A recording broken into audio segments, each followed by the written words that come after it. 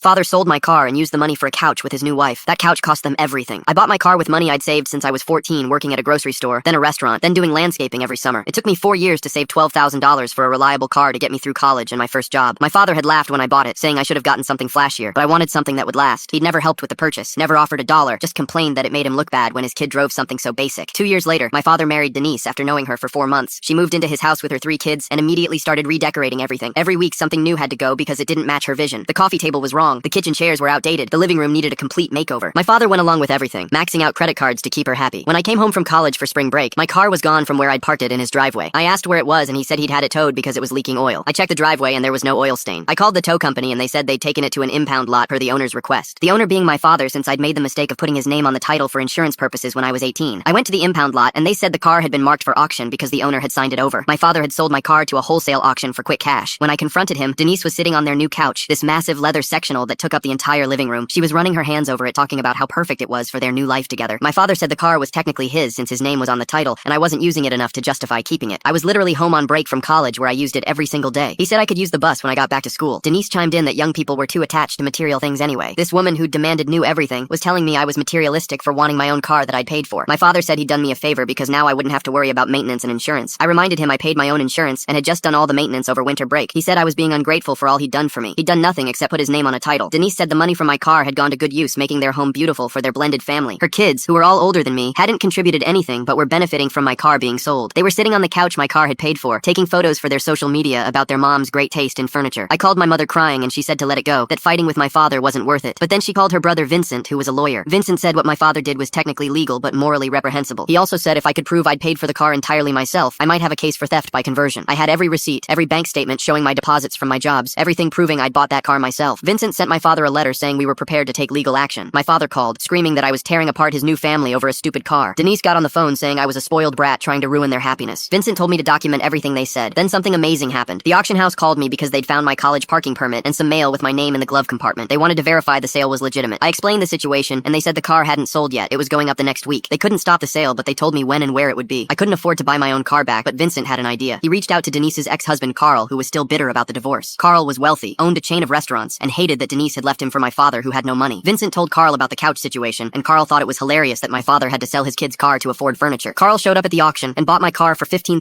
$3,000 more than it was worth, just to drive up the price. Then he called me and said I could have it back for exactly what I'd originally paid for it, $12,000, but I didn't have $12,000 anymore. Carl said I could work it off at his restaurants over the summer and take the car now. The best part was Carl knew Denise would recognize the car. He made sure to drive it past my father's house a few times before giving it to me. Denise saw it and demanded to know why Carl had my car. When she found out he'd bought it to give back to me,